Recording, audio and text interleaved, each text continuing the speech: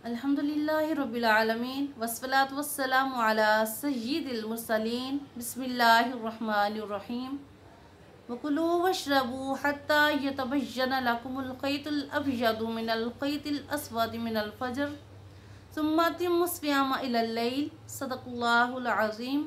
अस्सलामु अलैकुम वरहमतुल्लाहि वबरकातुहू।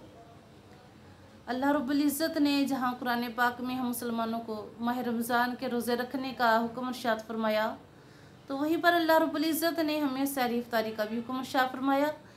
इरशाद खुदाबंदी है, कुलू वशरबू के खाओ और पियो यहाँ तक कि तुम्हारे लिए ज़ाहिर हो जाए सफ़ेदी का डोरा स्याही के डोरे से फजर तक, फिर रात आने तक रोज़े पूरे कर लो।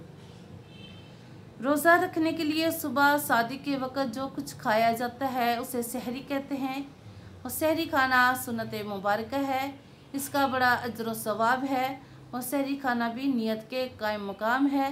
मगर सहरी के वक़्त दुआए मसनूना पढ़नी चाहिए। रमज़ान, मैंने माह रमज़ान के कल के रोज़े की नियत की। अहदीस में सहरी खाने की बड़ी फजीलत बयान की गई है। हज़ूर पाक अलैहिस्सलातु वस्सलाम ने शाह फरमाया कि सहरी खाओ, सहरी खाने में बरकत है। हमारी और अहली किताब के रोज़ों में फ़र्क सहरी का लुक़मा है।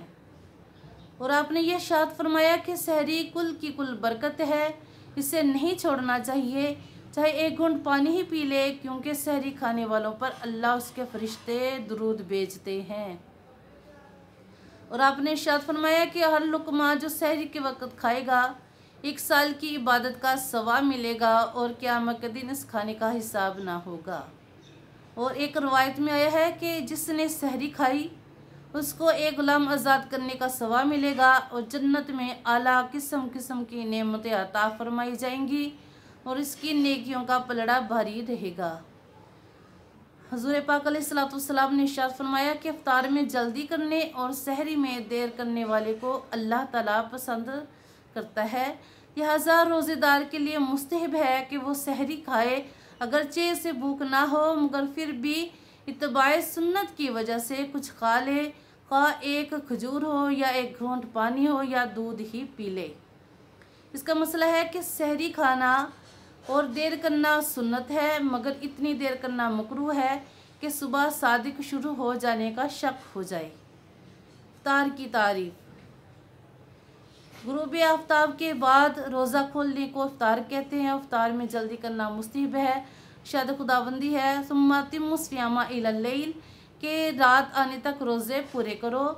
हुज़ूर पाक अलैहिस्सलातु वस्सलाम ने शाह फरमाया कि अल्लाह ताला फरमाते हैं कि मेरे बंदों में मुझे ज़्यादा प्यारा वो है जो इफ्तार में जल्दी करे।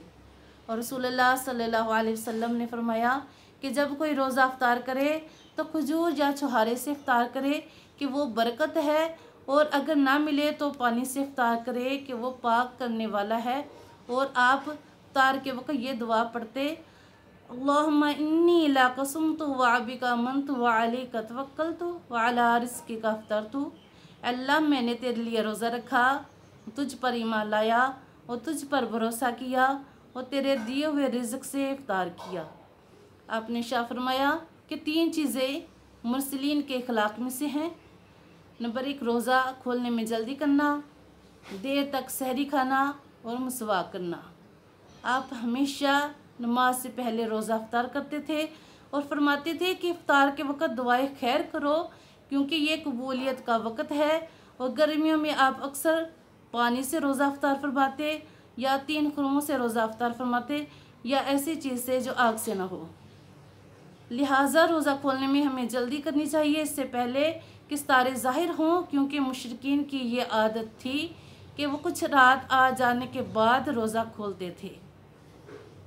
इसका मसला है कि इफ्तार में जल्दी करना सुन्नत है, मगर इफ्तार उस वक़्त करे जब सूरज डूब जाने का इत्मीनान हो जाए।